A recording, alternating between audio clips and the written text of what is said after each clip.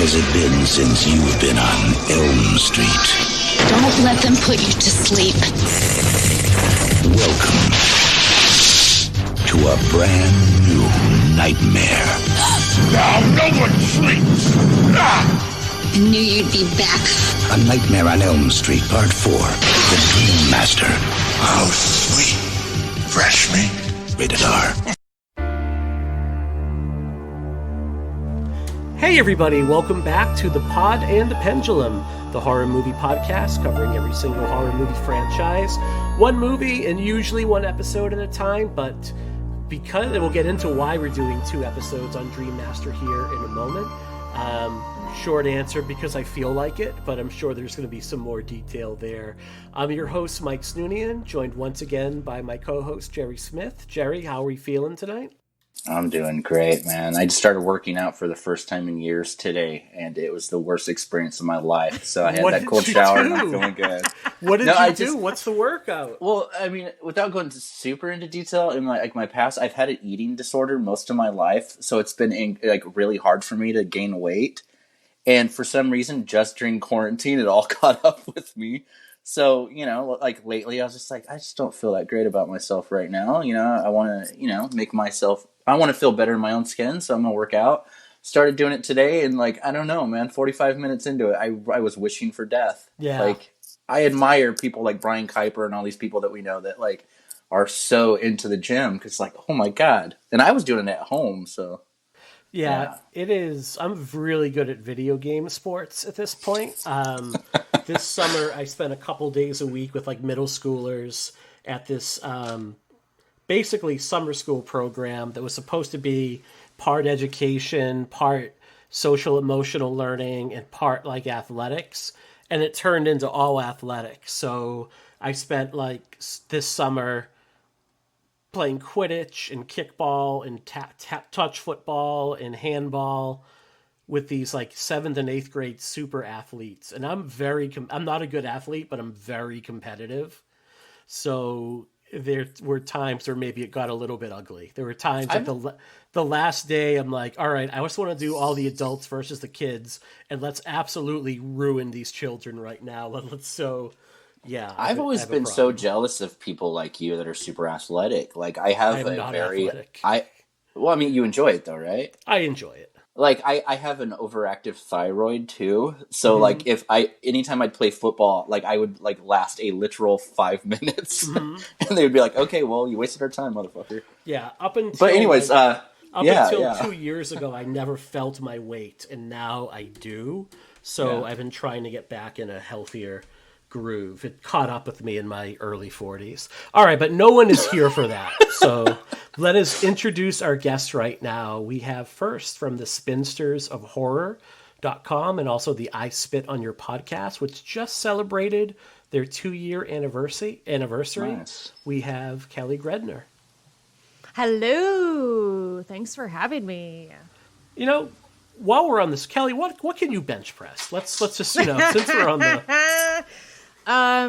I hate physical exercise, and I tried yoga for the first time last week because I've been dealing with, sadly, stress and anxiety and a lot of really boring things for the first time in my life. So I thought, hey, yoga seems to be a popular thing that a lot of people like.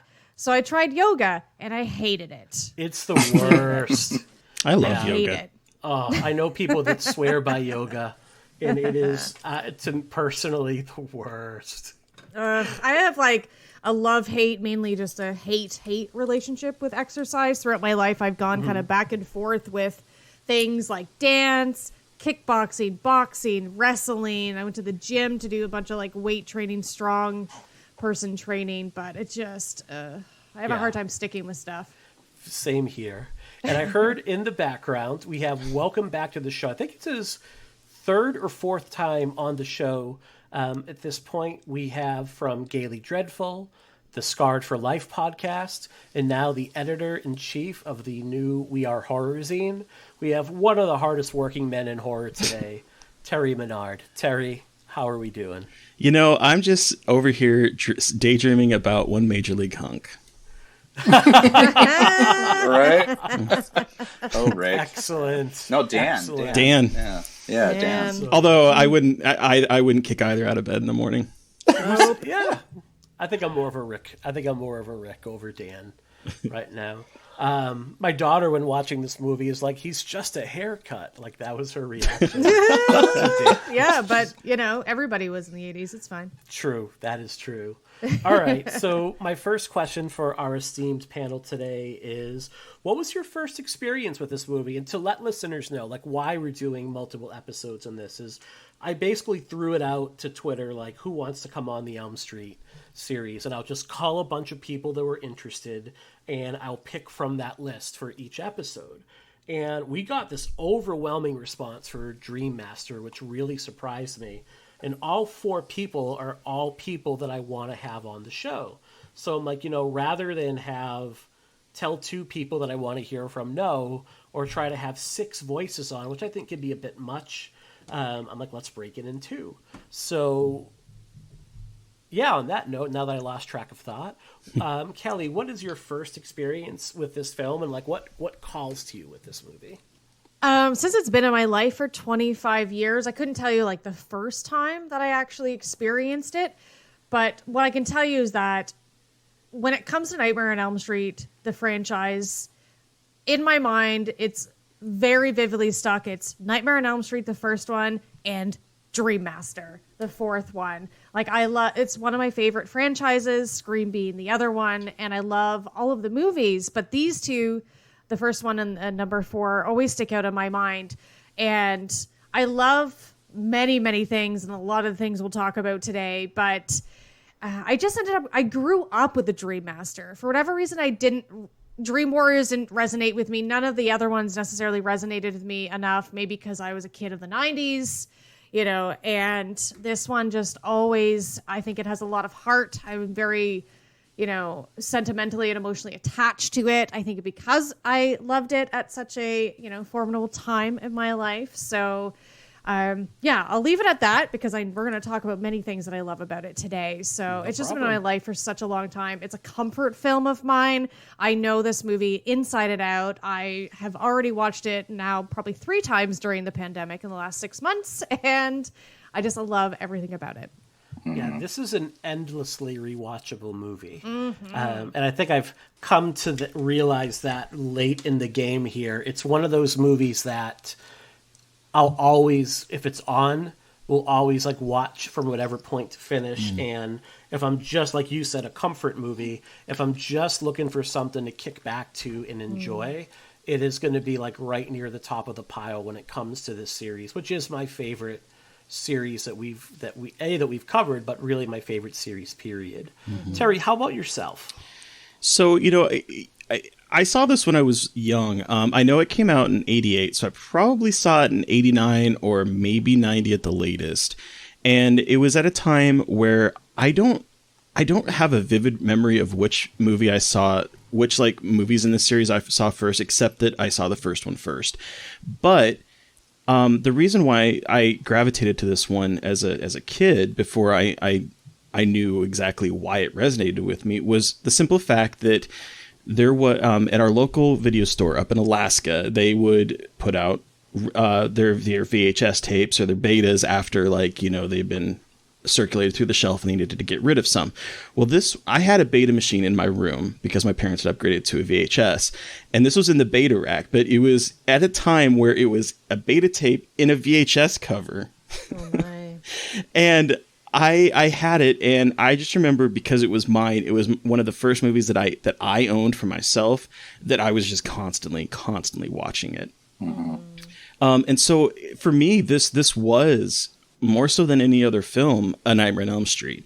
I didn't realize at the time that it was kind of a direct continuation from the Dream Warriors. I didn't realize any of that. To me, this was the movie, because I owned it and I had it, that spoke of what A Nightmare on Elm Street was. And then since then, some of it is nostalgia, but I started to realize later in the life just how much I identified with the character of Alice. And I think that she is, and we'll get into this, but I think she's one of the best final girls in all of cinema. But this is my favorite series, like you, Mike. I have such a connection to it over any of the other 80s franchises or any of the other ones. Like Scream is probably a close second, but yeah, it's this movie for whatever reason has just always been my go-to, my comfort food, everything that we've all just kind of talked about. Yeah, and Jerry, I think you're kind of on the same wavelength. I know we were talking off air online this week, and you had mentioned, let slip, like this is probably your favorite of the whole series. Yeah, no, totally. Oh, without a doubt. And I know that's kind of a controversial take or whatever, but Dream Master is A Nightmare on Elm Street to me. On previous episodes, I spoke about, being abused as a kid, and my mom would put me in theaters basically because she got her back broken by my stepdad, and would put me in theaters from when I woke up basically until nighttime to get me away from my stepdad because we lived next to a theater. And 1987 and especially 88 were so huge for me as far as falling in love with horror, but kind of like living vicariously through films. And the Dream Master was the first film in the whole franchise that I watched. It was the year that multiple films that to this day are some of my favorite films of all time came out, because I latched onto them because I was this little kid dying to feel protected, dying to feel something, feeling myself in different characters. And Halloween 4 is to this day one of my 10 favorite films of all time, and Dream Master. I mean, I was scared to death of Freddy Krueger. Just the idea, kids on the playground would talk about how scary he was. So I stayed away from the series.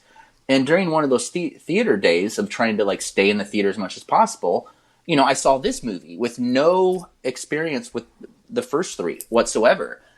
And I just remember laughing the entire time in such a great way. I don't remember much about childhood because obviously PTSD is a bitch sometimes, but I do remember very specific things. I remember laughing hysterically watching Dream Master, thinking this is so imaginative. And I think that that's one of the big reasons I love the movie, is not just because it meant a lot to me at that age of needing to find something to relate to, but also the idea of Freddy and what he represents, and the potential of the series as far as just the fantastical elements, I think is on full display, greater than any other film in the franchise with this movie. It is everything A Nightmare on Elm Street should be. And like Terry said, Alice to me is one of the horror characters that I identify with more than anything. I've spoken about this in the past about Laurie Strode and all these other characters. I identify with final girls more than any heroes, because I didn't feel like a hero as a kid. I felt like a little kid that was preyed on and had to find, your own courage. And Alice, I think, and there's another controversial thing, so I apologize to any listeners. I think Alice is the MVP of any final girl in the entire Nightmare on Elm Street franchise. I agree. Yeah, I would say she's fantastic. Yeah. I would say she gets, let's pull a little bit of a curveball. This is usually the spot where we talk a little bit about the history of the movie or horror at the time. But I think what I'm hearing is everyone here wants to dive into talking about this cast and these characters. Am I on the right track there? Yeah. Oh, I love it. Let's do that. Yeah, for me, that's one of the main things that I love about Nightmare 4. Is the cast of characters, is the acting, is the dialogue, the chemistry, Alice. It's so awesome. It's so brilliant. So yeah, let's do that. So to me, what this, not just this movie, but what this series gets right, by Friday the 13th Part 5, you had gotten this formula where you start to not like the characters in the movie. Mm-hmm. And there are some exceptions. You get Reggie the Reckless and you get Demon. So, there are some people you still kind of root for. But it really, by 1988, Like, I think when we talked about A New Blood, like, there was, like, no likable characters to me in that movie overall. And what I think Bob Shea and Rachel Talalay and the folks over at New Line Cinema really understood at its core was, like, you, as cool as Freddy was and as much as you kind of root for him, you still, what brings people in and what brings the kids in is, like, having these characters that everyone could identify with. And I think that that is one of the key strengths. Like, even the lesser Elm Street movies, even, like, I'm not as much of a fan of Dream Child, and I know that a lot of people don't like Freddy's Dead as much as I do, but I love all of the characters in those movies, and there's a real chemistry that's there. Like, I remember when I was watching this with Ada this week, like, she was watching the movie and she's like, oh man, I hope Rick doesn't get killed. And then when he does die, she's like, well, that sucks. Like, I really like him. Like, she would get legitimately bummed out, as opposed to, like, oh, I can't wait to see what the next death is. The one character she didn't love was Alice, which I found really fascinating. It was like, she's like, why does my least favorite character live? So, That's heartbreaking. yeah. I'm like, sell her, but no, I'm just kidding. Yeah. No, but honestly, like, I think that that's where the franchise gets it right. I mean, obviously, Freddy is the focal point, and I understand why. I mean, Robert Englund is larger than life in the best of ways. But I think what the Nightmare series gets so right is the fact that you care about the people. I mean, even coming in from Dream Warriors, which is a film that I notoriously do not like, one thing I could appreciate about that movie is that you feel like the characters like each other. You feel like it's a tight group. You like it, you know what I mean? And with Dream Master, they just take that and run with it. I mean, there isn't a single character in this film that I either don't remember knowing, you know, in school, or I was. You know what I mean? Like, every single character, they don't feel like caricatures. No. You know, they feel like real people, and the situations feel real. And I think that that's very crucial when dealing with, like, very fantastical kind of plots and, you know, suspension of disbelief and, like, you know, the idea of dreams. Having the characters based in reality and being able to identify with them, I mean, it just sets the whole movie up to just be spiked, like, you know, like volleyball or something. Well, and then the last two movies in particular, and I mean, you could probably make a case for all the movies. The characters are they're the misfits. You know, it's the kind of punky Debbie, or it's the nerdy Sheila, or it's you know, even Kristen, who's like the rich girl. She's like, yeah, you probably think I'm a freak because she was in the previous episode in a mental institution. You know, so that, like, these aren't the really the popular kids, even though they kind of look like they could be the popular kids. They're all sort of the misfits, and I think that is something that is really interesting about it. Feels authentic about them when compared to a lot of the other teenage characters in horror movies, especially of the 80s. For sure. And what I would add to that is that what I think they attempted and initiated in Dream Warriors, they perfected in the Dream Master. Oh, yeah. And I'm sad that generally the Dream Master doesn't get as much love and attention and affection that I think it deserves. Yeah, and, you know, Terry, you had just said how this was the gang of misfits. One of the things I really like about this particular cast is the way they kind of float between social cliques. Like, it's a pretty diverse group of people overall. Like, Rick, you know, would normally be someone who would maybe avoid someone like Dan. Yep, Yet totally. the two kind of seek one another out.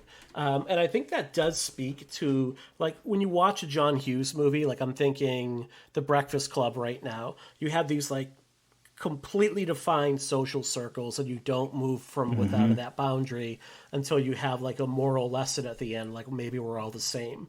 And I don't know, like, my high school experience was, yeah, we all have our cliques and we tend to find our people, but you also kind of float between that a little bit. And I thought this did a much better job of, like, accurately portraying high school in the late 80s. And I really thought about that, especially when we get introduced to Debbie and then also Sheila, because, you know, Debbie goes up to Sheila and, you know, she's like, oh, there's my salvation. This is a person that's going to be able to, you know, save me because I've been watching Dynasty. And like Sheila just calls her out on it. She's like, Dynasty again? You know, she's like, so it's like they feel like they know each other. They feel like that even when they're ribbing each other, it comes from kind of this place of affection. Whereas like in other movies, it would be a little bit more like, oh God, you're so stupid, right? There's this authenticity to it that just really, as an adult, I find so incredibly charming about this movie. Well, because we all do that, you know? Right. I think one of my favorite things to do on this show is give Mike shit about movies that he doesn't like that I do, or vice versa. Like, if there's any opportunity for me to just like rib him about Mandy, like I jump at that. You know, and I think that's part of the charm of this movie. That's part of the charm, is that like these are real people. You know, like I remember being in high school, and like I was kind of an interesting conundrum of a person in high school too. I mean, I was a straight A student that skateboarded, you know, and hung out with like gangsters and like bookworms. You know what I mean? Like the John Hughes movies, like you said, like they have this kind of like set agenda of what, you know, cliques are.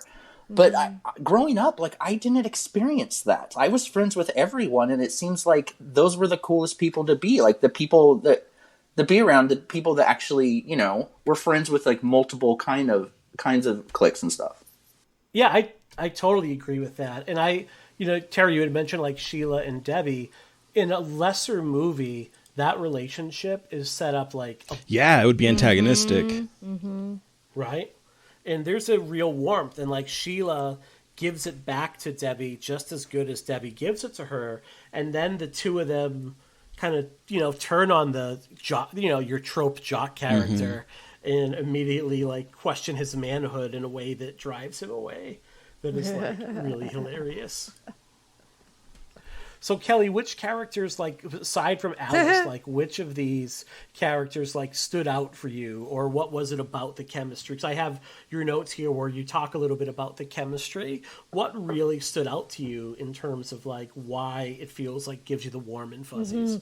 Well, everything that everybody already said, of course. And now that I have seen in real life the actual chemistry between the actors with the anniversary reunion, which we'll try to remind me. We'll talk about that later, but we can see that truly. And I did an interview with Nick Benson, who is one of the people who did the special effects for Nightmare 4, and this is kind of jumping into a little bit of the production and everything of the movie, but there was a writer's strike at the time, and that made a lot of the cast, a lot of the actors, like, kind of come together, and they actually wrote a lot of their own dialogue. And like, definitely for sure, if you remember the post Kristen scene where Rick and Alice are watching the video, like, they wrote that whole scene themselves, Andrus Jones and Lisa Wilcox. And I think just because the problematic aspects and the upset that happened during the production of the movie, they had to really like band together to get this movie together. You know what I mean? And they created those characters almost themselves. And so I think that's really relatable. And I think that translates brilliantly onto the screen. I do love Alice. I don't necessarily see myself in Alice. I wasn't really the person I kind of like slowly transformed. I've been a pretty confident, well-rounded person since I was a teenager. However that happened, I couldn't tell you that secret magic, black magic maybe. But I love Debbie. Debbie, besides Alice, Debbie stands out in my mind a lot because she's this strong woman. She loves to work out. She's got the big hair and she wears the leather jacket. That's probably where I relate to her. And, you know, she's just such a warm and fuzzy person where when you would look at her, you wouldn't think so. And I love those types of characters that they look tough. And she is tough for sure in a lot of ways. She's one of those strong female characters, but a humanized, well-rounded, strong female character. And she's friends with everyone. And I love Debbie. It's also my favorite death scene. So there's that. Yeah, it is I think the standout death scene in the whole series. And I know we'll definitely talk about that in a little bit when we kind of cover the when we cover some of the effects. But, you know, the one thing that stood out to me, and I thought I had it here in my notes, and maybe I deleted it. Tuesday Night is put in this really unenviable position in this movie. Patricia Arquette, brother of David, which I never put two and two together and realized. Sorry. You know, she did not give us her pronouns at the start. So of she the could show, be David Arquette's brother. You know, we could be assuming. You're right, sister of David Arquette. I'm sorry. I never put two and two together, and apparently never realized Patricia Arquette was a woman. My God, I can't speak. We'll have to edit a little bit, but I have lost track of that. Patricia Arquette, yeah. No, yeah. She declines to come back for a number of reasons. Number one, she had a nightmare of an experience making the third one. She clashed with Chuck Russell a lot, who put her through hell. But also she was looking to move on to more dramatic roles, and obviously she was very successful in that. So Tuesday Night has to replace Patricia Arquette, and she has to not only straddle these two social cliques. And I think one of the things this movie does well is it does, in a very brief amount of time, set up tension between the cast from The Dream Master versus this whole new clique of people that Kristen has it really was her people before all of these nightmares started. But she has to have this chemistry with Rodney Eastman and Kincaid that's just not there. And they both speak of that on the Never Sleep Again documentary. That's a really hard Well, you got to take into consideration definitely that, I mean, they were so tight on Dream Warriors, you know, like we spoke to Ira Hayden, who played Will in Dream Warriors a couple days ago, and he was talking about how they were just kind of like almost like a brotherhood. They were so tight. So to come back for another movie, you know, Rodney Eastman and, you know, Ken Sagos, like, you know, they came into this, and the character that they were like friends with Patricia Arquette's Kristen is gone. It's replaced with someone they don't really know, yet they're supposed to have that chemistry that we fell in love with in the third film, you know, and all that stuff. And there definitely feels like something of a disconnect at first between them. You know, Rodney and Ken, the guys that play, you know, Joey and Kincaid, they feel tight. They feel like they're on this groove together. You know, and Tuesday, like I feel bad for every time I see this movie, because it's just you can tell it's just not there between those three. And it's awesome that they've all become friends from the convention circuit and all that stuff through the years. But during the filming of this, like, man, it must have been rough. And you also, I got this idea too that like Rodney, Kincaid, Joey, and Kristen, they were kind of thrown into a situation in Dream Warriors where you kind of bond very quickly, but they weren't friends before that. And now you kind of see two of the group kind of wanting to go their own way and bury that past. And it's something that Kristen just isn't able to do. And I think we've seen that happen in real world situations before. And I think, you know, Tuesday Night does a much better job, I think, with maybe the new members of the cast, kind of developing that chemistry and those like lived in friendships. Yeah, I also think that there might have been some kind of animosity in terms of the situation that they were kind of pulled back in to, like, you know, die so soon. Because I was watching the Never Sleep Again documentary this week for prep, and I thought it was interesting that Ken talks about, you know, he's a black man that survived a horror movie, and they bring him back to just kill him with, like, on what, page 10? So like I feel like that there might be some animosity there on top of the fact that they probably don't have as much of a chemistry with this new cast member that they obviously would have with Patricia. He even says, like, don't get your popcorn. Right, come in to see you'll miss me. Like, go right to your seat. One of the things that I do love about the returning characters in this is that Rodney Eastman completely does a 180 from how he played Joey in Dream Warriors. Like, Joey is he's so much less horny in this one. Joey is so badass in this movie. Just the way... No, I'm not saying the waterbed thing. Like, fuck that. I've never liked that scene. But, like, no, like, he comes off like a James Dean type, whereas in the previous movie, you know, he was just he got to glow there. up this episode. And, like... He got to glow up this episode. Oh yeah. He really did, Yep. you know? Like, He got rid of the murder tattoo, the little Oh, teardrop God, I under forgot his about eye. that. yeah, You know? he left the gang. He left the gang that he got the Worked teardrop. out. So, you know, he didn't kill anyone else. But yeah, I love Ronnie Eastman in this movie. Like, like both of those guys. I wish they would have survived the entire movie because I mean those are cool characters. And even though I don't like Dream Warriors at all, I see good things in it, and I think that the tight knit unit of that movie really works. And it kind of sucks that they're just kind of discarded, you know? Yeah, Ken Sagos is so much fun as Kincaid. And it's a real... And, you know, it's a shame that he's killed off so quickly when I think he's just funny. And, like, his delivery is fantastic. You know, and he's just one of those really strong, memorable characters. And it's a little bit telling and a little bit on the nose that the two persons of color in this movie, they're the first members of the friend group to get killed off. Yeah. It's true. Like, immediately disposed of. And it's kind of a bummer. It's really a bummer when any of these characters get killed off in this one, to be quite honest. I kind of dig all of them. So let's talk Alice.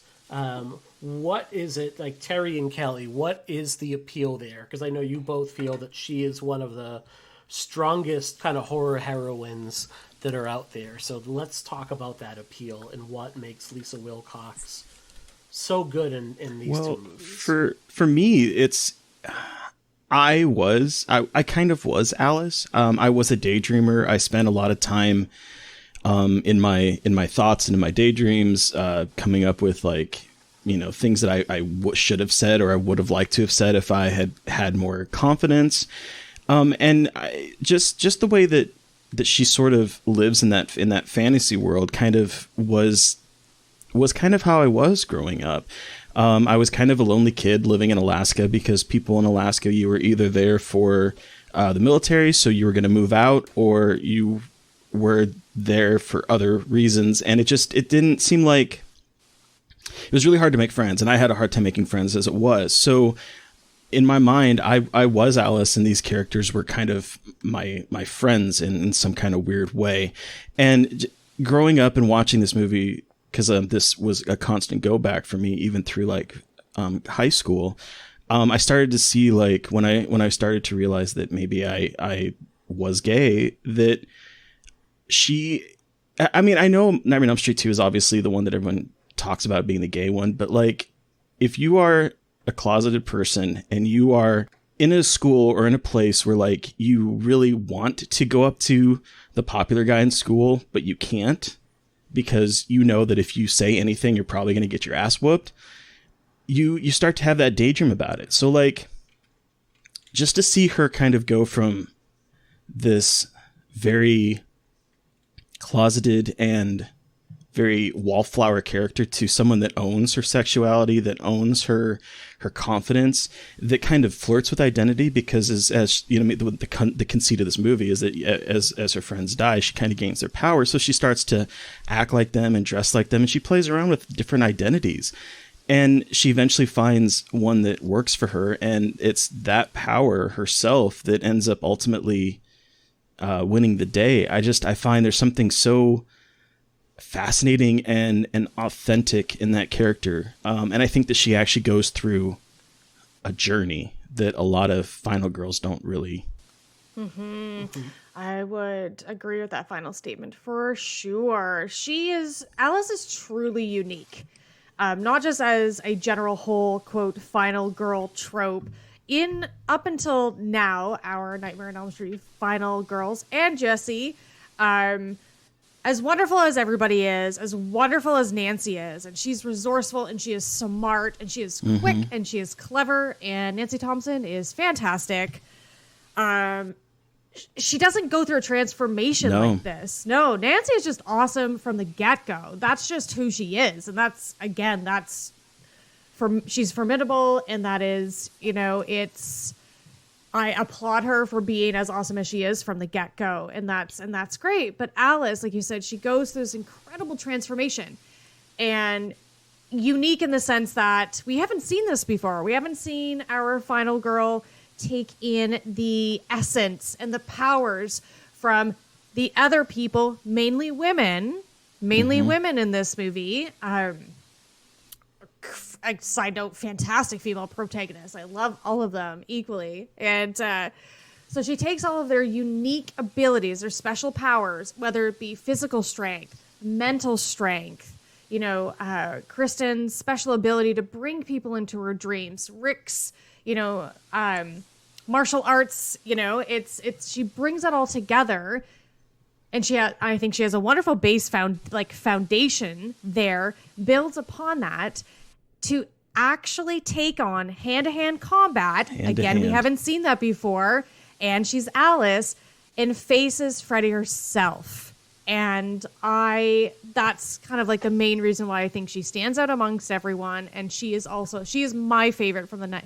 Probably, you know what, if I had to think about it and say it right now, my favorite final girl ever. I will agree with Terry on that. I'm with you on that. She is underrated and underappreciated. Well, and another thing that I kind of realized watching it this time was the way that she the way that she defeats Freddy is finding that kind of throughout the entire movie, she's afraid of mirrors. And it's only when she is able to take away all of the pictures around her mirror and actually face herself and see herself for the powerful woman that she is. And then she realizes that, she can use that to turn on Freddy. And that's what ultimately destroys him. I think that's fascinating. And she also has the most, real fear, because you see all these other people's fear, and Sheila has asthma. I mean, that's obvious, but the bugs and everything, her fear is that she's afraid she's going to be stuck in this little cafe taking care of her alcoholic father until the day he dies, and that she's going to be this old woman and she is never going to amount to anything. That is a real fucking fear. Legitimate. Yep. Oh, totally.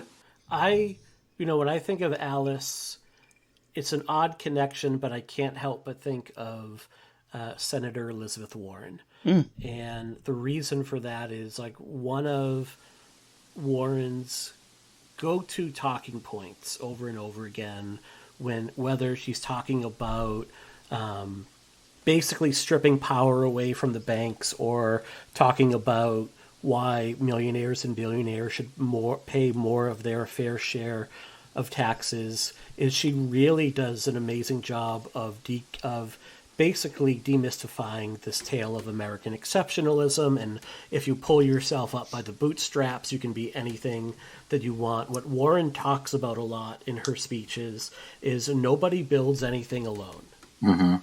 Doesn't matter if you're Bill Gates, if you're Jeff Bezos, if you were Steve Jobs. They didn't create anything 100% on their own.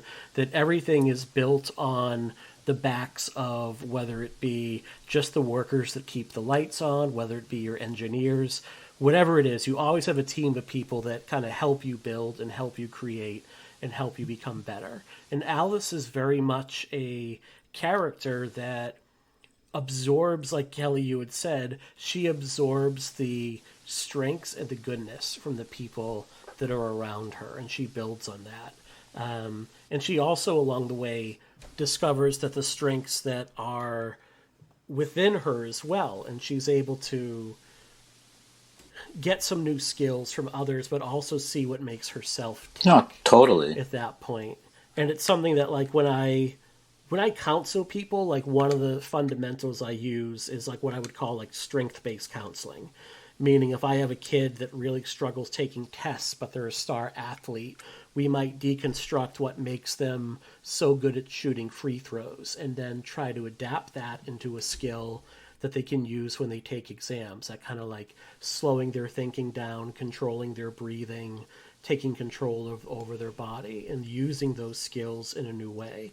And Alice is very much that character in this movie. She is building these new strengths, and that's why I think of Senator Professor Warren is she's very much saying, look, there are all these strengths that others have out there, and we all as a community kind of tap into them to improve ourselves. That, and Alice isn't just trying to save her friends. I mean, I love the first film very much, But I mean, when all is said and done, Nancy's whole motivation is basically trying to, save her friends because they can't save themselves.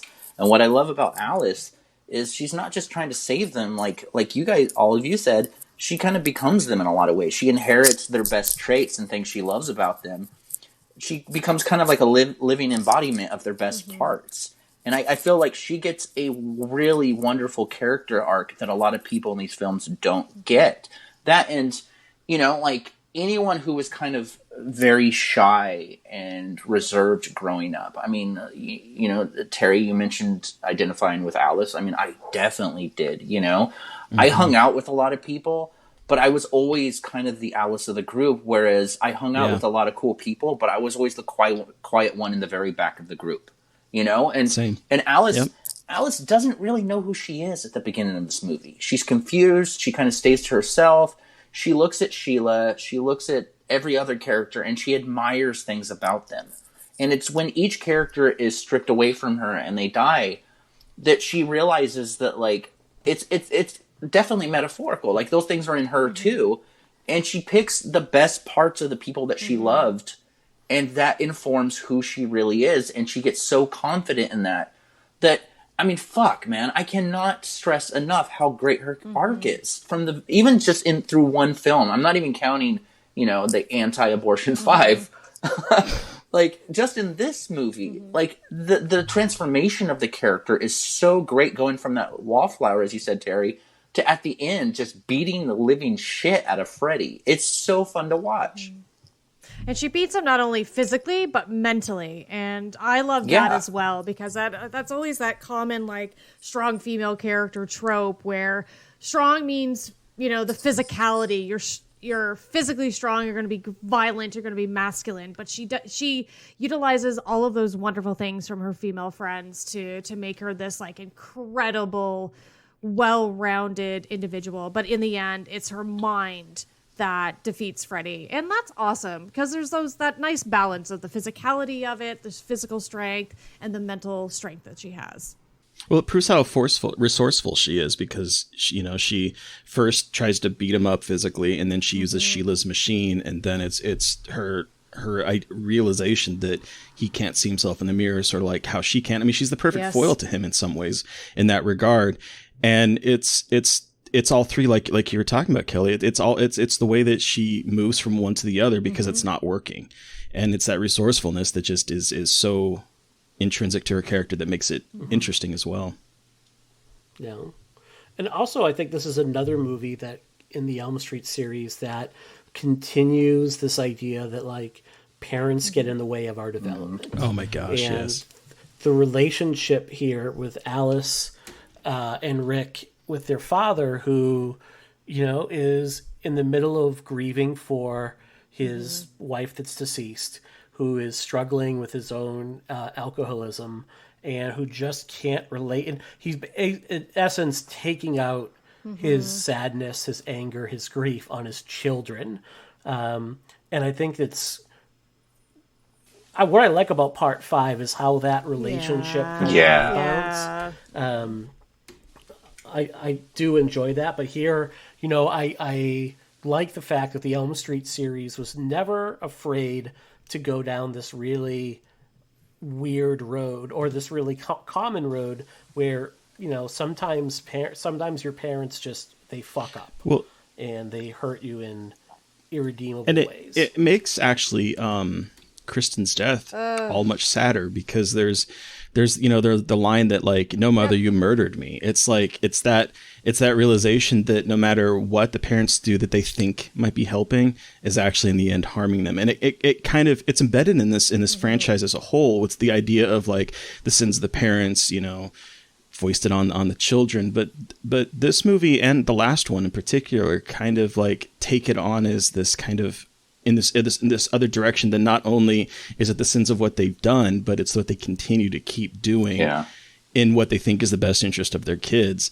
that ends up killing them. And that's horrible.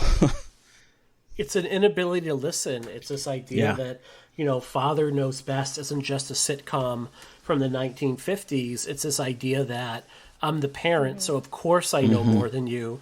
And I can tell you that as a parent, like, when I don't know the answer to something, it's a little bit scary sometimes. It's a little bit frightening to realize that I don't have all the answers. I would like to think that I don't react in a way where I would, metaphorically sleeping pills in my daughter's drink if she had a problem that I didn't know how to How many solve, pills did she put in that glass? So that water was cloudy as fuck. I was There's like, almost milky. without Freddy, you probably are going to kill her. Well, I mean, it's not even this movie either. That character in general has always been one that has just turned her back on helping Kristen.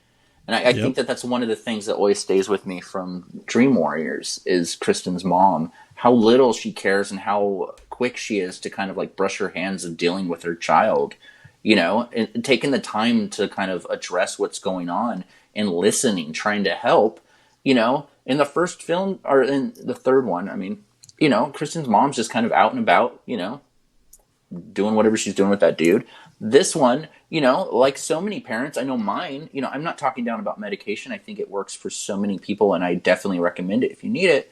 But I mean, there's a lot of parents, like growing up, my dad and my stepmom was like that. Instead of talking to me about anything, they would get me on every medication under the sun, and it would make me into a zombie. And, and I feel like a lot of parents, instead of looking at what the cause of whatever trauma or what they're going through is, medication or sleeping pills or anything else is like the go-to way for it.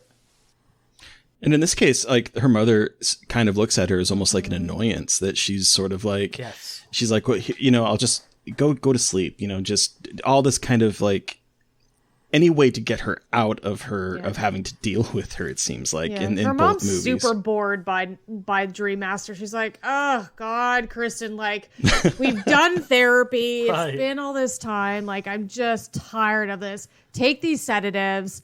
Go get some sleep, whatever. Like, she's never believed her. She thinks she's delusional since the start.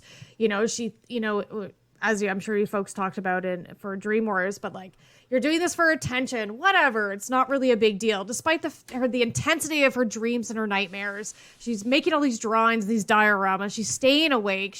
Her life is falling apart, yet still not taking it very seriously. And for me in Dream Master, that relationship, because side note, the wonderful thing about Nightmare on Elm Street franchise that we get that continuation. We got Nancy and her dad, number 1, number 3. We've got Kristen and her mom, 3 and 4. Alice with her dad, 4 and 5. There's just such a wonderful continuation. You can see the transformation of these families. Either they're good or they're bad or they stay the same. And for Kristen, unfortunately, it's very stagnant. And her mom's bored. Here you go. Here's your sedative. And for me, that is the most emotionally devastating scene in death in that movie, because that very emotional, incredibly well done, incredibly well crafted, just cinematography and lighting and acting and everything. That scene, she's like, what have you done to me? And she's like, you needed to get some sleep. And she's like, you just murdered me. Take that to your goddamn therapy. And then she dies. And I was like, this is too much. Like, this is dark. This is heavy. What's so tragic about that, in my opinion, and maybe growing up, I just read too much into every single movie about what happened between movies. But like, what's crazy about that is, okay, if you're Kristen's mom and you don't believe the whole Freddy thing, I get it. It's kind of out there. But the fact is, just a little bit before that, while in a mental institution or a hospital, most of her friends were murdered. You know what I mean? So maybe show your kid a little bit of compassion. I always got the idea that Kristen's mom didn't know or didn't care about what went on in the mental institute. Out of sight, out of mind. Yep. Yeah, out of sight, out of mind. I can go play tennis at the club with my girls at this point. I also want to add that as a therapist, I do not recommend drugging your children. And please, please, please, if you are taking any prescriptions, use them under the care and supervision of a prescriber or a psychiatrist, and do not abuse your medication, either for yourself or I wish my mom would have. I wish my mom would have listened to you.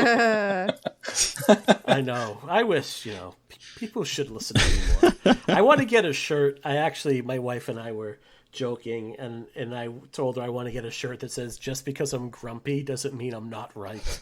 So she's definitely looking for that. So there's the one issue I have with the characterization in this movie is it does have a little bit of like a verse feel to it, and you start to see characters introduced and they either have this thing they're afraid of, and that's how they're done away with. Like Rick has karate, he's killed in his dojo. Sheila has asthma, the air is literally inhaled out of her body. Dan, great hair, charming, world-class hunk, not much more to say there. Debbie hates bugs, turned into a cockroach, and she's squished. Well, what's funny is like I have that same thought when it comes to that verse, chorus, verse. But what I always thought it was kind of like the Pixies formula, like loud, quiet, loud. Like we're introduced to these characters and they have all these like quirks about them, and it's kind of subtle for a little bit. We're just kind of like going along, and then those things just pop out, and that's how they die. I kind of like that about the movie, though. Like it kind of, because what's funny is like I think a lot of people could catch on to it. In a good way. I don't mean like, I'm calling it ahead of time, but seeing everything that they're kind of really afraid of as a viewer watching it for the first couple times, especially the first time, you're like, I bet that's going to come into play later. And it's kind of exciting to go through that, I think. Fun fact about some of these, like Brooke Thesis, who plays Debbie in this movie, she, along with like Heather Langenkamp and from obviously part 1 and 3 in New Nightmare, and Joanne Willette from Elm Street 2, she goes on to star in Just the 10 of Us, which is a staple for 2 or 3 seasons on ABC's TGIF like Friday night sitcom lineup, where you would have like Mr. Belvedere and Home Improvement and Full House, like. So you could get I remember, like, I watched probably a dozen episodes of Just the 10 of Us just because Heather Langenkamp was in it, and I love the Elm Street movies, before I realized that, like, Freddy's not showing up in any of these. I loved that show, and that whole era, man. Small Wonder, like... Oh, God. Right? Is that the one about the robot child? Yes, Vicky. Yes. Oh, God. No, Webster. But Just the 10 of Us was great. I mean, seeing all these kind of like Elm Street alumni. But yeah, totally. Well, maybe the word great's getting thrown around a little bit willy-nilly. Okay, well, when I was a kid, it was pretty cool. All right.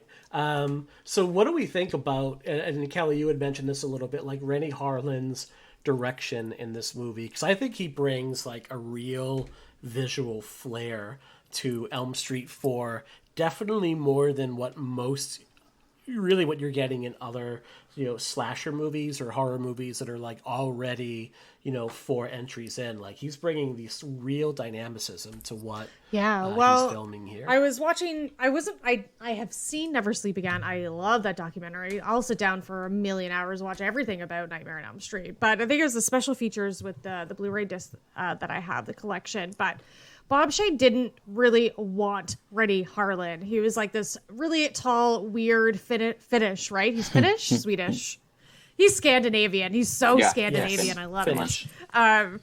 So didn't really like him. He was weird. He was like living with a bunch of dudes in some hotel room. He didn't trust him, but then was super surprised by his imagination. And you can see that in Nightmare 4 so much. Like those, besides I think the whole thing being well done, lighting wise, cinematography wise, those dream sequences, I'm sorry, have not been that beautiful yet in the franchise. I agree. They haven't been topped. They have not been topped. The imagination that man has, just the cinematography, but the lighting's red and green. It matches the sweater, and it's just like almost a little bit of like giallo colors, minus having some purple and blues, but it's Freddy's colors, right? And they are stunning, and they're really fun to watch. And one of the many things that I love about this movie is those dream sequences, is how fantastical this movie feels with still being scary. I know that a lot of folks don't find it scary. Like I still find the first one to be the scariest per se, because it's dark. He's like, it's very blasphemous. He says, "I am God." It's like it goes there. But this one is scary. I firmly believe that. And, you could tell they had a lot of fun creating those dream sequences. Which which parts do you, in particular, like which parts do you find the scariest in this one? Let's see. Definitely Debbie's like cockroach thing. That's just mean. Oh, That's just mean. those effects, like man. just the effect, just the fact that he can like, he kind of appears in Alice's dream. She's at the diner at the, oh geez, The Craven. yes, at the Craven, and oh geez, now I just put that together. Thank you. See, 25 years, I'm still learning something. But she's at that, oh my God, what is that called? When you're like not at a table, but you're at the bar type. Bar stool, the soda counter. Oh God, thank you. But all of a sudden she's like sitting there and he just appears. And for Debbie, she's doing her weights and all of a sudden he's just behind her and above her. And it's a beautiful shot that's a reflection of Yeah. Oh my goodness. And there's just... And even in Kincaid's dream, like he knows Freddy is there. He knows he's coming. But I was like, oh, there he is. Like he just appears and he's going to get you. And you know that as soon as he appears in your dream. And I just love that. I love that. And though I don't think I love his one-liners, Freddy's one-liners in this movie, but I also don't find it too cheesy. Like they're kind of, a little bit cheesy, but it just adds the dramatic, spooky effect to it. So I know Jerry said earlier that he doesn't like the waterbed scene. But my favorite line is, "How's this for a wet dream?" And like, it's silly, but like, oh my goodness, he just grabs him. And I don't know, maybe I have an irrational fear of waterbeds, but come on. Well, it's interesting because they tried to recycle that line in their remake, but it came off extremely uncomfortable and gross. What did they say? Refresh my memory. It was basically Freddy, Jackie Earle Haley's take on Freddy, kind of being like rapey towards Nancy, and he said something to her about that. Okay, but like it's not as playful as it is with Joey. Right. I think Rennie Harlan, he's been one of my favorite directors for so long, like since childhood. Like he's perfect in this movie. Prison. Oh my God, I cannot recommend Prison enough to any of you listeners that haven't seen it. I love that movie with a passion. I've been wanting to see it. Oh, it's so good. So good. That and, he went on to do Die Hard 2, Cliffhanger. I mean, such a great action director. The Long Kiss Goodnight. Oh, dude, Deep Blue Sea. Fuck yes. Dude, he married... If he did nothing else, he married Gina Davis. Well, you know what's funny is, I don't know if you guys remember this, but there was a time where Jeff Goldblum and Gina Davis were together, and Rennie Harlan and Laura Dern were together. And within a span of a year or two, both of those people were with the other person. Wife swap. Oh. Like it, dude, were they in? They took a detour. They went to that Halloween key party. Yeah. No, but also one of my favorite stories that Rennie Harlan ever, like, he tells a lot, is when he ran into James Cameron at a party and told him that he was doing the new Nightmare on Elm Street movie, and James Cameron's like, "Oh, Freddy, how are you guys going to bring it back this time?" And Rennie Harlan had to look James fucking Cameron in the eye and tell him he was going to have a dog piss flames onto the ground. Like, it's perfect. Yeah. It's, and what we're talking about, like Debbie's death sequence, and what always strikes me about that sequence, it's not just like the tremendous visual effects. Like, her arms breaking off is so grotesque. Yeah. So gross. And then just like these like floppy limbs just like getting like tossed aside. They look so meaty. So gelatinous. Yeah. Yeah. Like you can tell that this was Screaming Mad George too. Yep. Like those effects. It's so goopy and wet. Yep. But what really kills me in that sequence is even when she's turned into a bug. And by the way, like earlier in the movie, Rick is actually discussing Franz Kafka's The Metamorphosis with another character in class, which I found like a really nice little touch. But what really kills me is she is self-aware through that whole sequence. Like even when she's a bug, she's still Debbie and she knows what's going on. And that's the thing that will keep me up at night. Like that's the face, the face part coming of that off. scene. Oh, the only scene in the rest of the franchise that just fucks with me as much as the Roach one is in 5, Greta's death. Greta's death, yes. Oh, it's so hard to watch. especially when you see the uncut version not Oh cut yeah, down. Yeah. Like, dude, I Yeah. will watch Martyrs any day of the week, but Greta's death. I'm out. I think I tapped out. You know, we're gonna do French Extreme February. It looks like right now, and I know I'm gonna have to rewatch Martyrs, and I'm not looking forward to that. Oh man, it's rough. I tried It's rough. watching the American version. God. I'm like, well, this will be. It's this awful. Will be. I'm like, it'll be at least like toned down a little bit, and I couldn't. I tapped out after 30. It was just so bad. That was a movie that even Blumhouse pulled out of. They were like, "Hey, we made this. Never mind. We're not part of this." But Kelly, you were talking about like the lighting and like the almost giallo, like to me when I think of this movie, I think because it doesn't make any sense whatsoever in the context of the Elm Street universe, but it's so fucking cool. The four slashes in the bottom. And nobody with, like, notices. I love the that neon scene. pink. It's so great. God. It's so beautiful. Rennie Harlan like spit in the face of Cannon, who's like, nope, fuck that. And we're gonna make I'm gonna make my own movie with my own vision, and it's gonna be super fantastical. We're gonna have this crazy mythical Freddy kind of thing with mirrors, and Alice is totally gonna transform, and there's gonna be colors and lighting and set pieces and music, and I just will live. I live for this movie. I live for it. Yeah, it's beautiful. Yep. That and the other visual touch I really appreciate is we talked a bit about Kristen's death. Like before she actually passes out, that overhead shot of Kristen like spinning around the room, trying desperately to like get a friend on the phone or anything she can do to stay awake. It just so mirrors the chaos going on inside of her brain. At that moment, it's just it's a great touch. Brilliant. The end from the Terry, you my friend, you.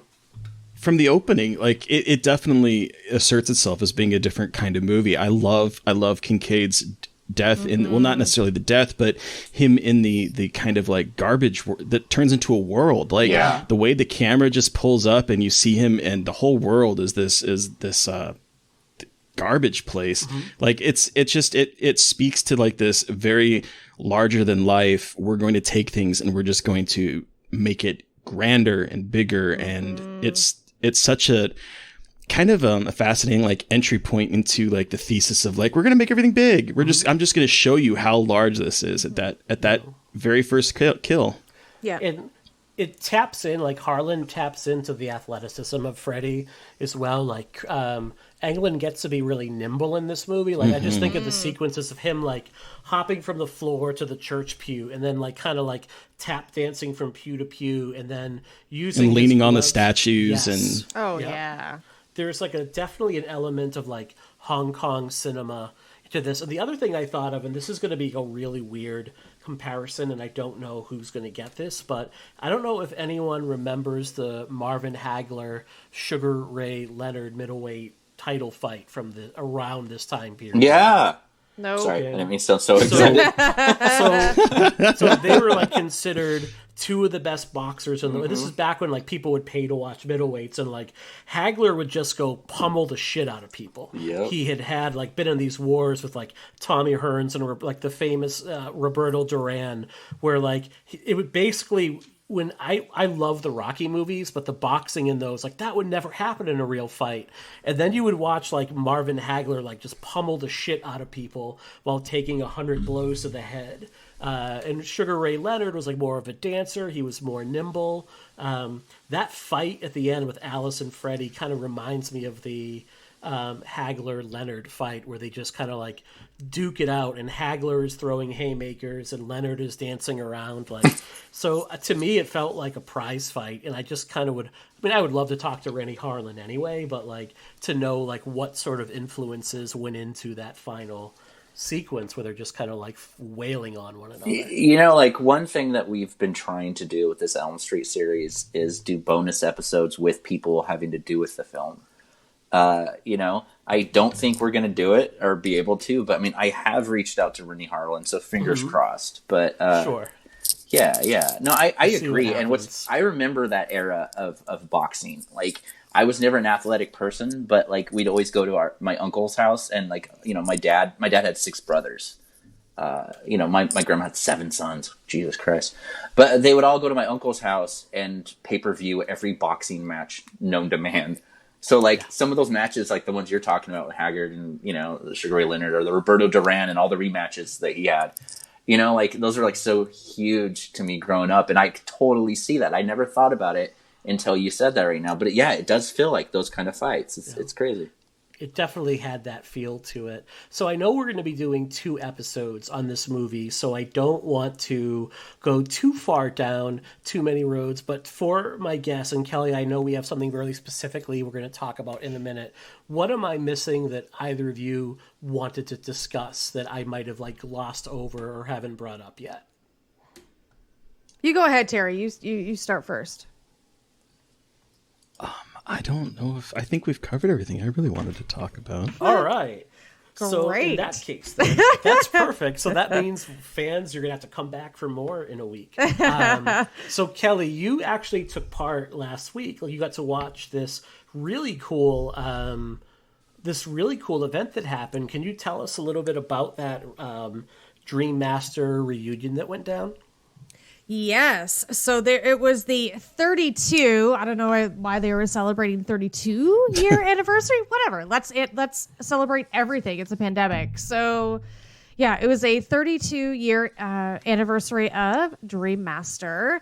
And they had done 2 events with 2 different companies. I didn't go to the first one, but the second one I did go to, and it was a live streaming event and a watch along with commentary from the casting crew, and then a Q&A afterwards. And I'm not going to lie that it was one of the best nights of my life. It was because I have such love for this movie, and I could talk about this movie and so many aspects of it for such a long time.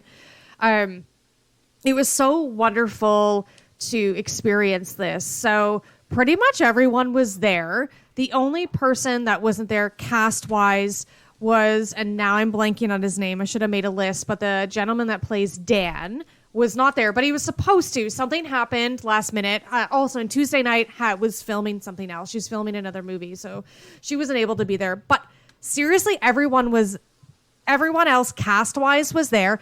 Andrus Jones as Rick, who I love. Lisa Wilcox was there, and she's just like timeless and ageless and so sweet. And yeah, production wise, Mick Strawn was there, and he was the production designer for Nightmare 3 and 4. Nick Benson was there, and he did special effects mainly for the cockroach scene, but he was also involved with the Freddy chess scene at the end. And side note, folks, Nick Benson is always up for an interview and to hang out and talk about stuff. So if you're looking for somebody else to maybe do something with, contact Nick Benson. Yeah. Okay. Fantastic. And maybe even Mick Strawn. Mick Strawn might be up. It was a hoot. So like everyone was there. And well, first off, watching all these people set up Zoom for the first time was like watching old people Facebook, and it was hilarious. And they're like, oh, Brooke, I got to get her on. Like Brooke Bundy, who played Kristen's mom. Why can't I remember? I just know her as Kristen's mom. That's terrible. Brooke Bundy. Yeah, but Brooke Bundy was there, and she didn't really understand how to use Zoom, and it was adorable. And, you know, watching this movie with a commentary with the entire cast was like an unforgettable experience. And like I said in the beginning of this episode, is that watching all of them together, like they're riffing on each other, they're razzing on each other, and just talking about like their favorite scenes and just little tidbits that you can get here and there. Like Mick Strawn had a dream about that scene at the end with Alice and Dan in that revolving tunnel. He dreamt that scene with Freddy making that tunnel turn and like they're falling upside down and everything. So he dreamt that and he made it a reality in the show, and that's fantastic. So little tidbits here and there, you know, you got to see, you got to learn, and oh my goodness, yeah, the chemistry between them, they have bonded so closely over the years, and you see that, and it was just like one of the best experiences of my life. Like, how often do you get a chance to see one of your favorite movies with the cast alongside them? It was incredible. Like, it was just. I'm always curious too. because, like, you know, I struggle with interviews sometimes because I'm like, oh, I think what hasn't been asked yet, you know? I know. Especially when there are like so many documentaries and commentaries and makings of and retrospectives. What were some of the questions that they were being asked about? Or like what sort of stories were they kind of like divulging from like behind the scenes? Questions, a lot of the questions were like pretty basic. And even I can tell you some of the questions that I had were, I always like to ask, like, are you actual horror fans? Like, if you're in a horror movie, are you a horror fan? Not always the case. Sometimes they just, you know, are in horror movies. But Rodney Eastman is actually a big horror fan. And if you follow him on Instagram, he has like a 4-page list of horror movies he's watched during the pandemic that he recommends. And side note, he is Canadian and I am Canadian. And that was wonderful to learn about. Oh my goodness. I was looking through my notes. I'm so sorry. You know, just general, like, what's your favorite, like, besides Dream Master, what's your favorite sequel? It's not always going to be your own movie. A lot of them really loved Dream Warriors, actually. You know, just a comment, and it was really fun to, when the kind of Alice getting ready montage. Oh my God, because there was a chat with all of the people that had signed up and paid for this event. And so we all start going crazy, right? We're like, go Alice, yeah, fucking A. And then the actors are like, oh my God, the chat is going crazy right now. And Lisa Wilcox is loving it. And I just love seeing people have a good time with something that they are a part of. You know what I mean? And we see so much in horror, people that maybe haven't really been in a lot of horror, but they've done, you know, for example, let's say with Lisa Wilcox, you know, Brooke Thies in this movie, Andrus Jones, you know, they haven't been in tons of horror. Maybe this is their early horror movie. Well, at Lisa's in part 5, but we love their characters so much and they just embrace that. I find it unfortunate when actors don't embrace their horror roots. You know, I just find that kind of sad. Well, it's like for years, Kevin Bacon would never talk about Friday the 13th. Yeah.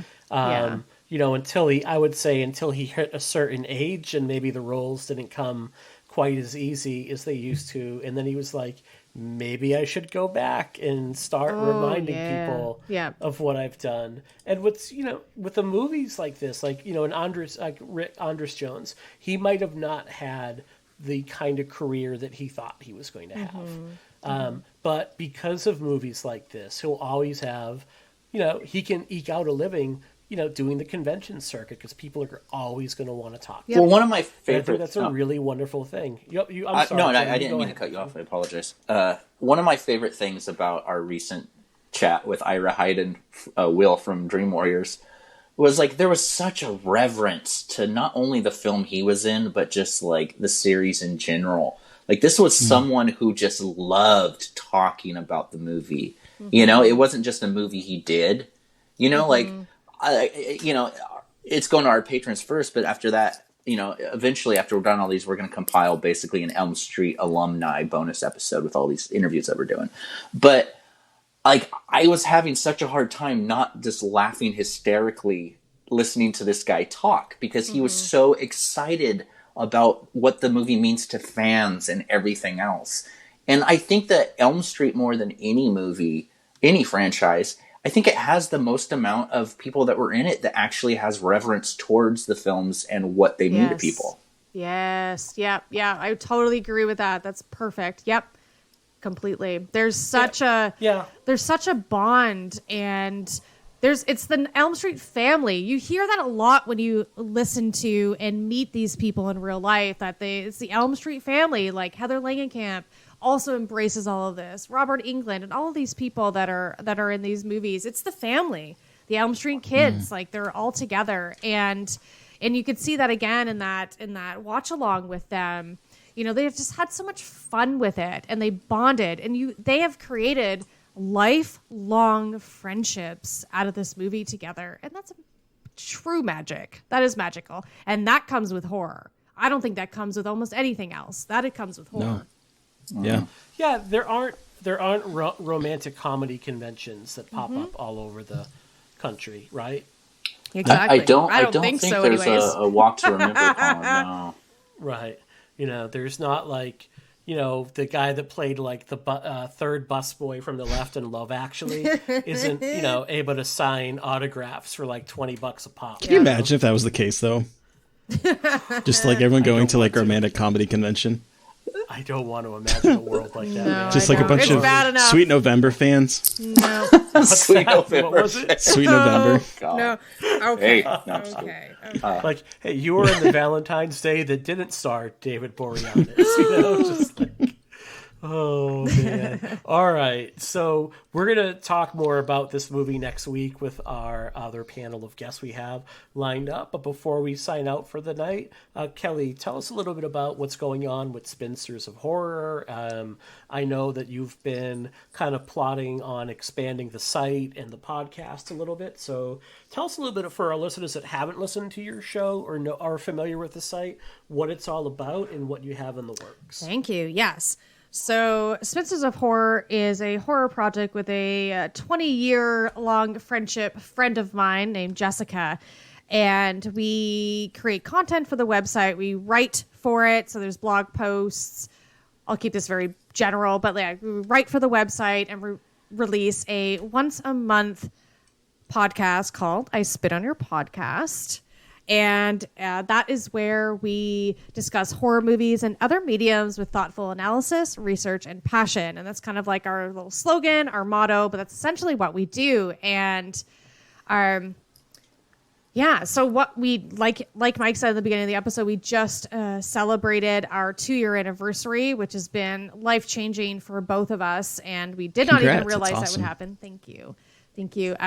And right now, Jess is She is our podcast editor and website master, and she is putting together our 26th episode on Buffy the Vampire Slayer, the show. And that is our final exploration into Buffy the Vampire Slayer. It's a very passionate episode. I get very emotional, apparently. And yeah, we have a lot of fun stuff that we do. Each month is a theme, and we kind of run with it. Our social media is based around a theme. We write stuff based around the theme. So I'll tell you now, but September is all about Grady Hendrix, the horror author and sweet, sweet, funny man. And so we're kind of going like horror literature, which we haven't actually delved into yet. We've done movies and TV shows, but now we're going into literature. So we are discussing and reading We Sold Our Souls. So going back to our heavy metal roots to read some horror lit about selling your soul to the devil for fame and fortune. So yeah, so it's spinstersofhorror.com. You can find us on social media at Horror Spinsters or at Spinsters of Horror. We always got stuff going on. Thank you.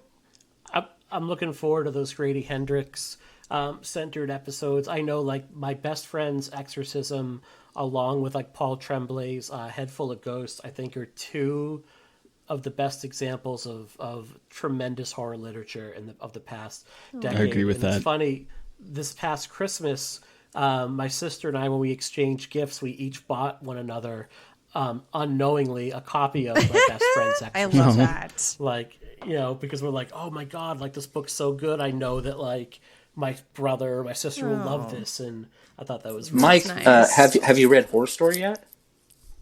I have not read that so good, yet. so good.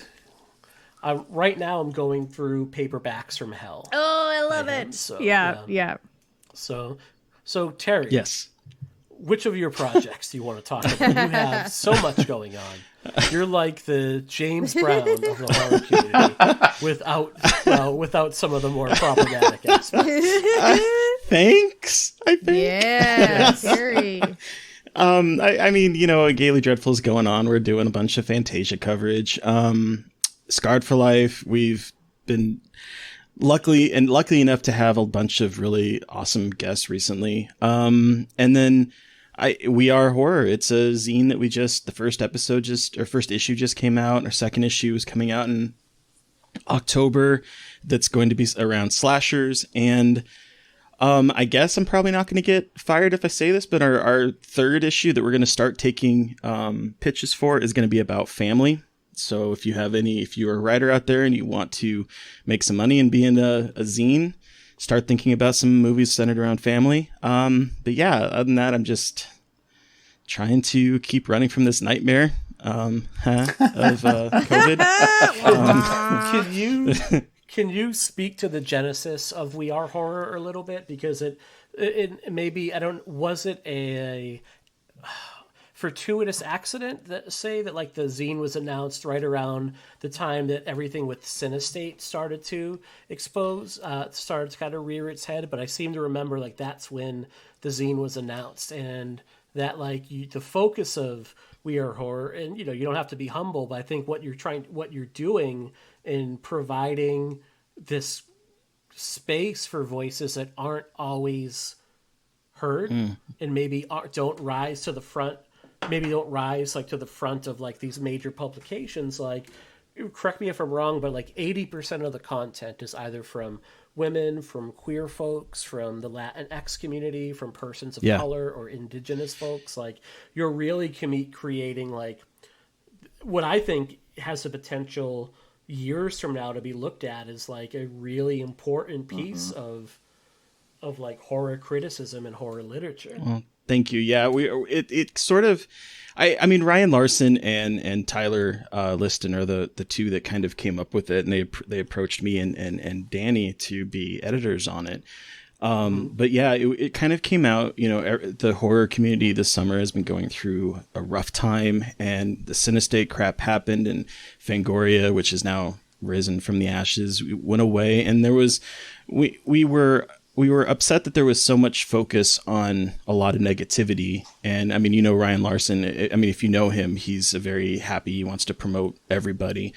And so he kind of was, what if we did this magazine that was at least 80% of the content was going to be from BIPOC or LGBTQ or women or disabled, that we were going to have a focus on the people that you don't necessarily see a lot of content from. And he kind of based it off of like Anatomy of a Scream and, sort of that magazine that had this other focus. And so, I think it was something that as a gay person, I wanted to have my name associated with, because I would like to see more diverse voices in the community for sure.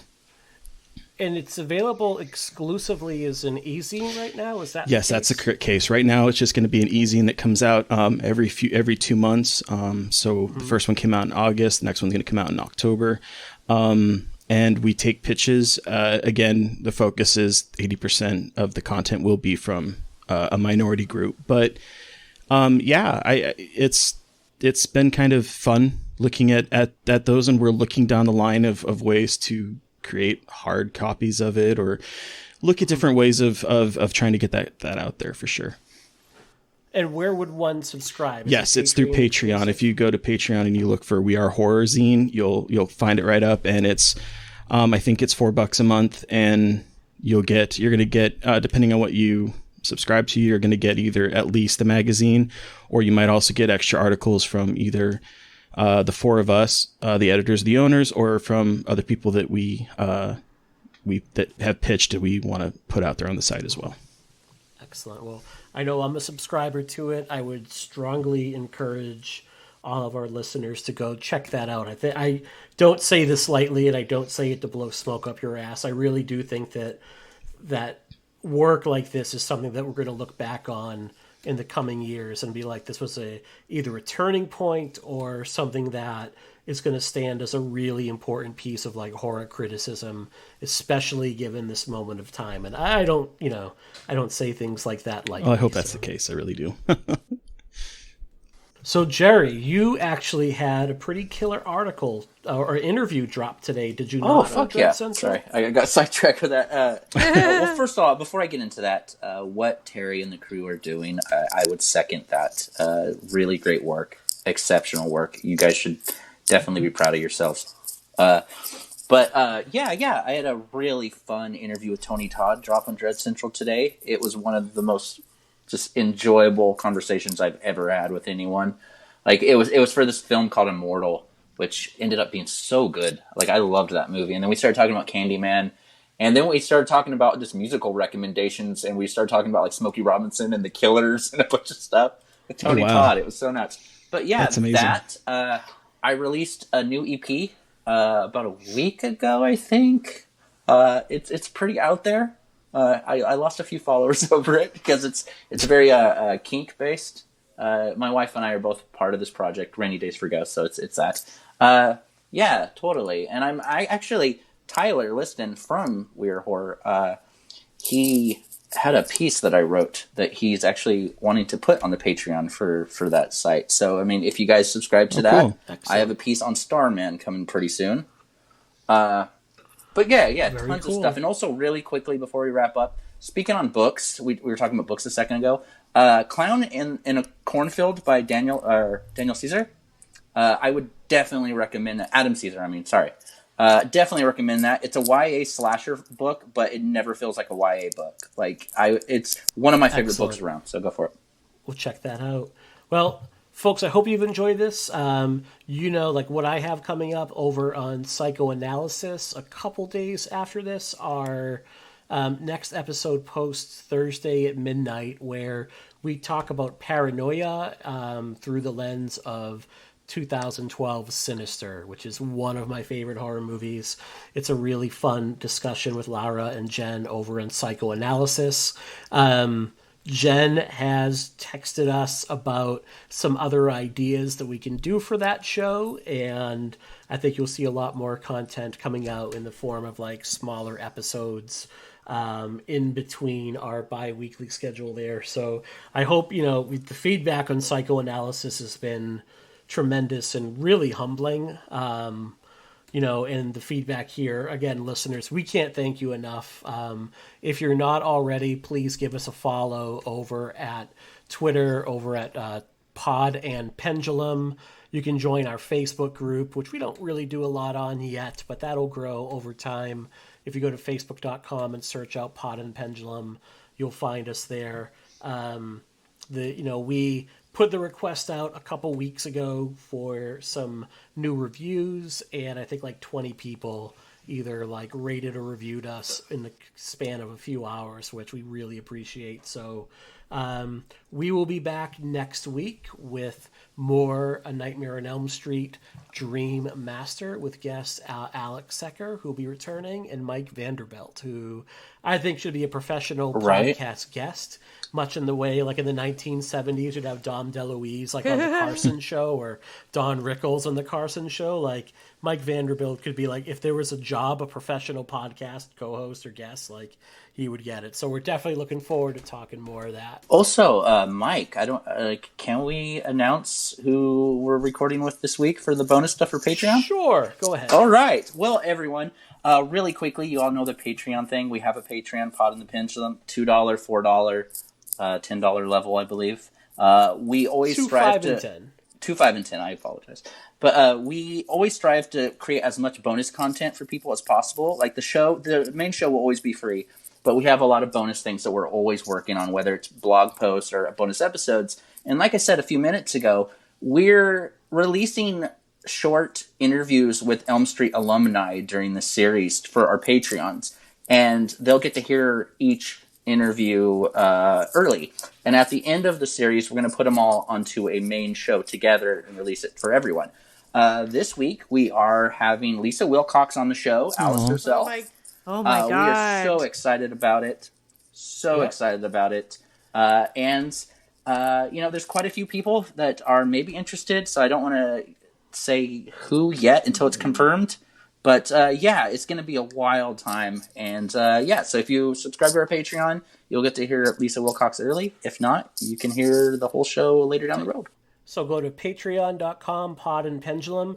You'll also get our first 2 bonus episodes that are up there, which are on It Follows and The Color Out of Space. And we haven't picked one yet for September, but we'll do that. And I might just do some random commentaries or whatnot too, to just throw more content up there for all of our supporters, who we really appreciate. You also get access to our Slack channel, blog posts, all that fun stuff. We, much like the Paperboy and Better Off Dead, we want your $2 basically. All right, so that is it for this week. After the end credits, I would say stick around, folks, because returning to the show once again is my daughter Ada. to give you her unfiltered views on Dream Master and what she has deemed Vacation Freddy. Until next week, we'll be back. Once again, foolish friends, Freddy Krueger is on your phone. Dial this number now. I've got some tales to tell. Freddy's favorite bedtime stories. Dead time stories. All brand new, straight from my boiler room to your home. It's Freddy Krueger on your phone. So dial this number now if you dare. Tell him Freddy sent you. $2 the first minute, 45 cents each additional minute. Children, get your parents' permission before you dial. This is Ira Hayden, the Wizard Master from Nightmare on Elm Street Part 3. And in my dreams, I listen to the Pod and the Pendulum. You ready? Yes. Testing 1, 2, 1, 2. Dog. Okay, so who are we? I'm Mike. I'm back again. Who am I with? Ada. Me. And what are we here to talk about tonight? Nightmare on Elm Street number 4. Which is the Dream Master. Okay. So, in your opinion, who is the Dream Master of the movie? Freddy. You think Freddy was the Dream Master? Why Because is he that? always keeps coming back. He always never keeps coming dies. back, and he never dies. It looks like he died at the end of this one, though, doesn't it? The sequels always return dead. That's true. All right. So, I think Atlas is supposed to be the Dream Master, right? Yeah. Well, what does she do? She pretty much absorbs her friends, I guess. Mm-hmm. Which I did not understand. Yeah. And then she kills Freddy. Yeah. So you have a pretty controversial take on Alice right here. I don't dislike her. I don't hate her. It's just that all the other characters are better than her. You called her a dirty hoe. No, I didn't. You said Alice is a dirty hoe. Which I was shocked. So why don't you like Alice as much as the other characters? Because the other characters at least have something.